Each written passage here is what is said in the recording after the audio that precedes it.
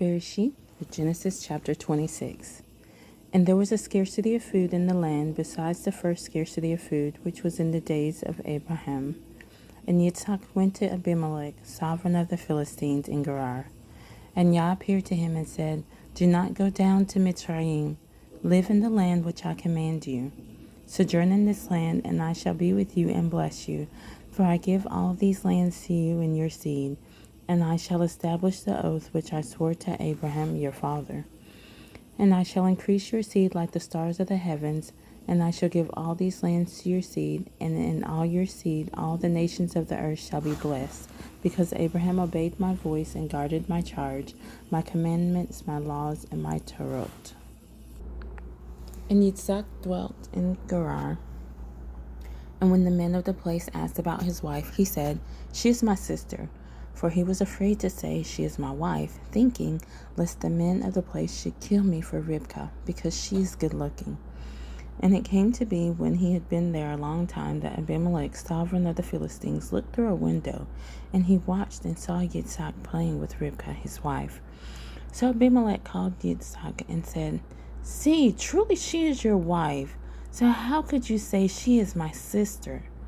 And Yitzhak said to him, Because I said, lest I die on account of her. And Abimelech said, What is this you have done to us?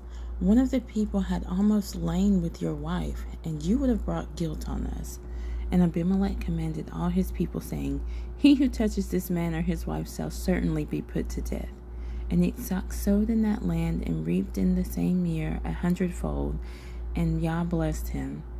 And the man grew great and went forward until he became very great. And he came to have possessions of flocks and possessions of herds and a great body of servants, and the Philistines envied him. And the Philistines had stopped up all the wells which his father's servants had dug in the days of Abraham his father, and filled them with dirt. And Abimelech said to Yitzhak, Go away from us, you are much mightier than we. So Yitzhak went from there and pitched his tent in the Vadi Gerar and dwelt there. And Yitzhak dug again the wells of water which they had dug in the days of Abraham his father, for the Philistines had stopped them up after the death of Abraham, and he called them by the names which his father had called them. But when Yitzhak's servants dug up the Vadi and found a well of running water there, the herdsmen of Gerar drove with Yitzhak's herdsmen, saying, The water is ours. And he called the name of the well Esek, because they strove with him. And they dug another well, and they strove over that one too, and he called its name Sitnah. And he moved from there and dug another well, and they did not strive over it. And he called its name Rehoboth. And he said, For now Yah has made room for us, and we shall be fruitful in the land.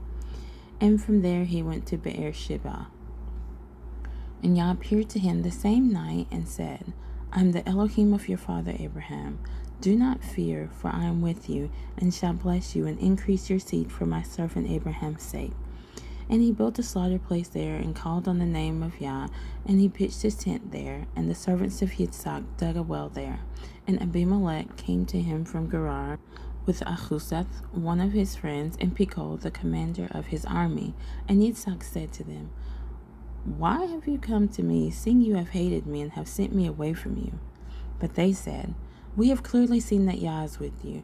And we said, Please let there be an oath between us, between you and us, and let us make a covenant with you, that you do no evil to us, as we have not touched you, and as we have done only good toward you, and have sent you away in peace. You are now blessed by Yah. And he made them a feast, and they ate and drank. And they rose early in the morning and swore an oath with one another. And Yitzhak let them go, and they departed from him in peace. And on the same day it came to be that the servants of Yitzhak came and informed him about the well which they had dug, and said to him, We have found water. So he called it Sheba. Therefore the name of the city is BerЄshith to this day.